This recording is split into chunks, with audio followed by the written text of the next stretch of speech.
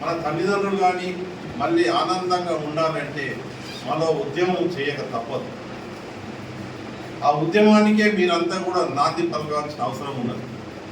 ఎందుకంటున్నానంటే మీరు ముందుకు వస్తేనే ప్రభుత్వాలు కదులుతాయి.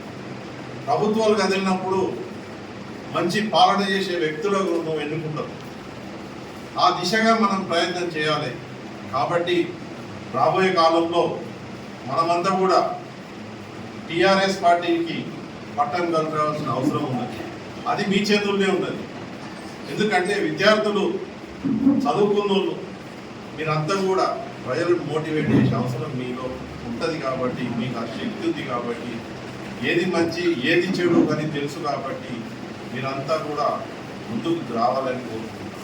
ఏదైతే ఇప్పుడు విద్యార్థులు కానీ యువకులు కానీ ఏదైతే ఉందో చెడు తిరుగుళ్లకు బానిసలు అవుతారు, అది కూడా మీ మీదనే గుర్తు బాధ్యత ఉంది. ఎందుకంటే వాళ్ళను చెడు దారిలో పోతున్న వాళ్ళను సక్రమ దారిలో పెట్టవలసిన బాధ్యత కూడా మీ పైన ఉంది. ఎందుకంటే మీరు ఇప్పుడు విద్యార్థి లోకం నుంచి ఒక నాయకత్వం లక్షణాలకు నాయకత్వం పూనుకోవడానికి వస్తున్నారు. కాబట్టి మీరంతా కూడా ఇవన్నీ కూడా మీరు చేయవలసిన బాధ్యత కూడా మీ పైన ఉంది. కాబట్టి అందరం కలిసి మీకు ఏ ఇబ్బంది ఉన్నా, ఏ అవసరం ఉన్నా, ఎక్కడ కానీ పోలీస్ స్టేషన్లో కానీ ఎక్కడ కానీ ఏ ఇబ్బంది ఉన్నా మేమందరం కూడా వేదిక మీద ఉన్న అందరం కూడా మీకు ఎల్లవేళ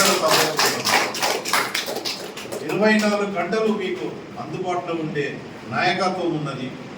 ఎందుకంటే ఇప్పుడున్న ప్రభుత్వం ఏదైతే అమలుగా హామీనిచ్చి ప్రజలను గాడికి వదిలేసి ఈరోజు వాళ్ళ పనులు వాళ్ళు చేసుకుంటున్నారు. ఏ ఒక్కరికి కూడా ఏ ఒక్క వ్యక్తి కూడా ఏ కులం కానీ ఏ మతం కానీ ఎవ్వరు కూడా సంతోషంగా లేదు.